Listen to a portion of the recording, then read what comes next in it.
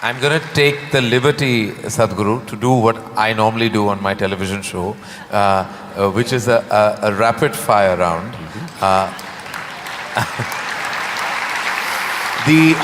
Normally the end of this round… When I was young, I watched a lot of,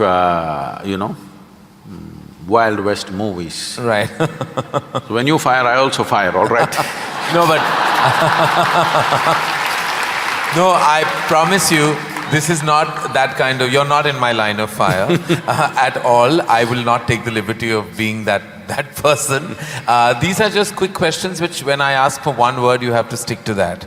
Because sometimes you have a tendency of not exactly answering the question asked.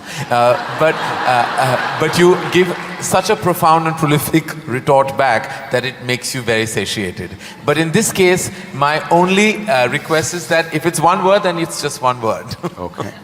And the end of this, normally, you get a hamper, but in the absence of a hamper here, you already have something, cow. right? Yes. So, or this beautiful bouquet that is right next to you. But so there's no hamper, but you will get my utmost gratitude. Thank you. All right, very simply, what is the one thing that is essential to living a balanced life? Sense.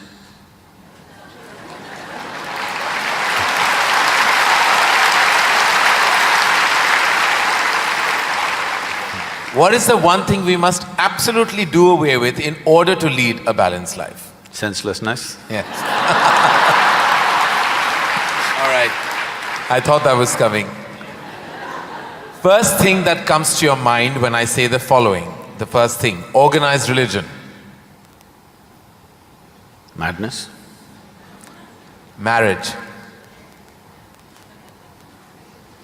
Cohabitation. Competition. Stupid. Money. Useful. Love.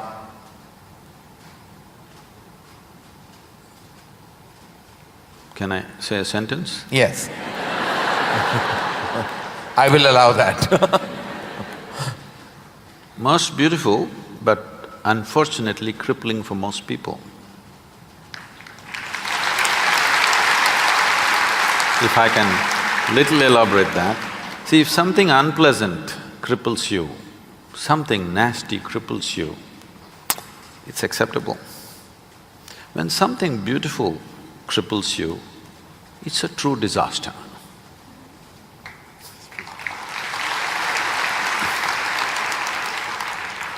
If you could ask one person, alive or dead, one question, who would you ask and what would that be?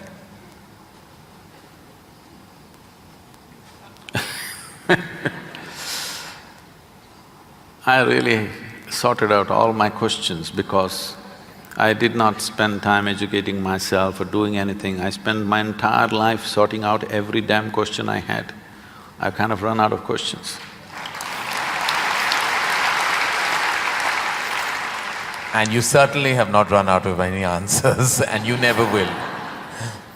Best advice you have ever received?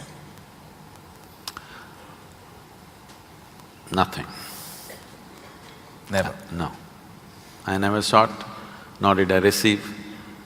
I made myself in such a way I'm incapable either of seeking advice or giving advice.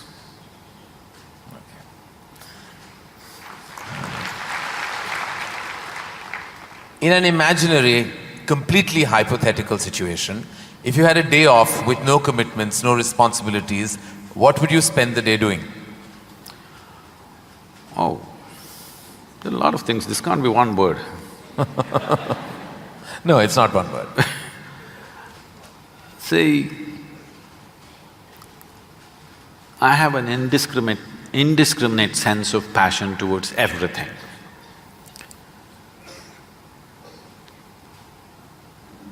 There were lots and lots of things I did at one time, but these days, time is not allowing me to do that, so generally if I have little time, all I do is play golf. Because that's safe and within the city and I can get back in time for something else to be done. But if an entire day is left to me, which they have not done for a long time, They've not left it to me. If that happens, I will close my eyes and sit, because that is the best, I am at my best when I truly have nothing to do.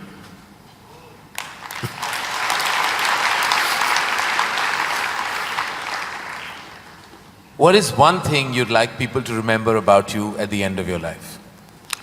They must live so wonderfully that they don't even remember me.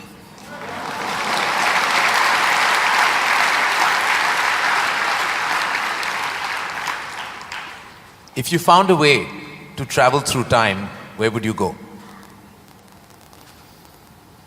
I'm kind of done with all those things. Your universe visited already, you have visas for every part of this ecosystem. If we can do some slow fire, Yeah. because that's a question with many ramifications. This, for example, traveling in the world, we jetted around and now we want to travel to the Mars, we want to travel to another place.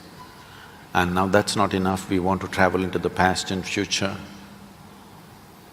All this longing is again exploratory in nature. Whether you go on vacation to Maldives or you want to go to Mars, it is fundamentally exploratory. Maybe you're also thinking of relaxation and pleasure and whatever, but essentially it's exploratory, otherwise why can't you do it here? It's something that you want to do, you want to touch another place. This longing is there in the human being only as long as the life that you are remains in a seed form. That is, it did not sprout and blossom. This happened when Adi Yogi was expounding the science of yoga and talking about the nature of the cosmos, how it's related to your individual self and what you can do with it. Then the seven sages who were with him, they asked, what is the nature of this cosmos? How big is it? Where does it begin? Where does it end? So he laughed and said, your entire cosmos, I can pack it into your mustard seed. Because your ideas of time and space are essentially because you're living within the framework of your intellect. If you cross that dimension, then there is no such thing as time and space. Everything is here and now. So, traveling through time, space, no, it means nothing to me, because it's difficult to express, difficult to articulate.